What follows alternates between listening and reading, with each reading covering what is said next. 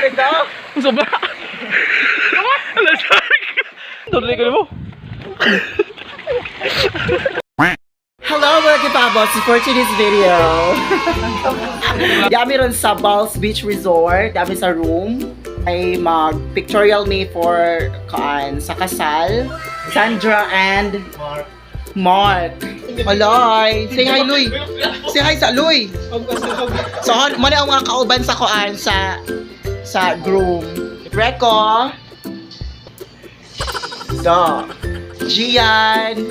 Ready na ko na siya, uy. Kay nagsusuot naman siya, nag-costume naman siya, uy. And McCoy. Hi. Ay, kay so karon nag-prepare pa sa among mga outfit and then make-upan na may karon taon-taon. Di ako si mga laki gila, may bay ako dahil. You know na. Charot! Ay, kay so ready na sila. Hello. McCoy. Ready na ka?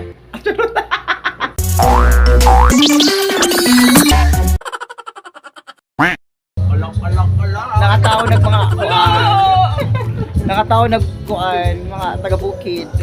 Pagutom. Pagutom ko na sila. Kulira na video. Hello. Hello. Direct mga groomsman and bridesmaid. Mga gwapa. Ganaan ko nag-lucky na ho. Bantay sa siya. Patay na sila. 1 point! Ano si pabidyo ka nalibang? Oh! Uy, bayot! Ganun nalibang makanabayot!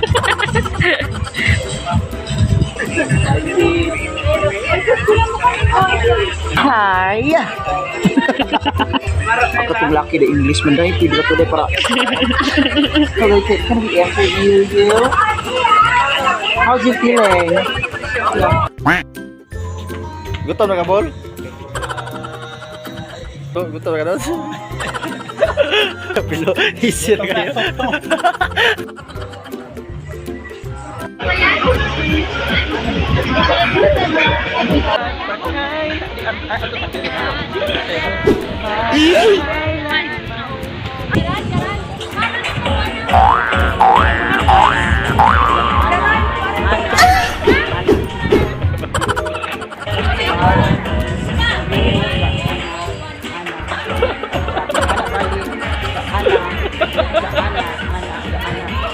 Ang galing. Okay, so now we're waiting for the kinang wedding entourage. With us right now from the United States of America. Ladies and gentlemen, let us all give a big round of applause to our newly wedded couple, no other than Mr. and Mrs. Mark and Sandra Greenland. To face each other right now. You don't have a choice because right now you're Mr. and Mrs. So you need to kiss in front of the crowd. 10, 9, 8, 7, 6, 5, 4, 3, 2, 1. Congratulations, a round of applause.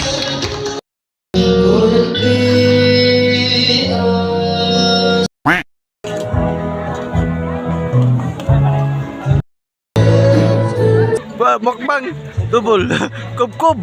Tara guys, kub lang guys. Oh, ano? Ito lang guys. Pasalamat ka rin mo mag-invite mo sa di buon siya. Charot. Ang kasal di ay. 1 million zillion jillion dillion cotillion times later. Nabuntagan jud mi oy. Mga nabuntagan. Dili na ko sila magpunyos balls day. Sakay ka, Bol! Sunda ko! Sige, sundot ko na mo!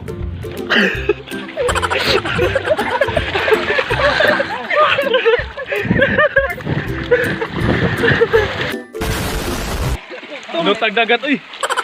Ay, wala, kuming po, uy! Isang kakaibang isda ang nakita sa Isla Suerte sa Davao City.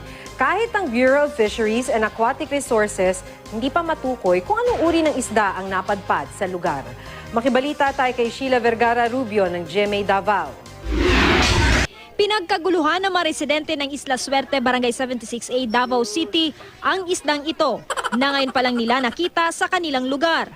Ayon kay Nunito Andrade, nakita niya ang isda sa dalampasigan kahapon.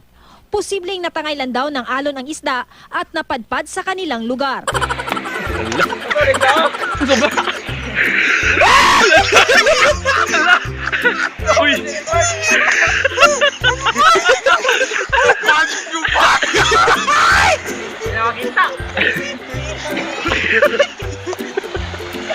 Ito magbuhat. Oh. I don't want to try this kind of... Ew. What is this? It's a chicken film. So ew. You didn't have to cut me off.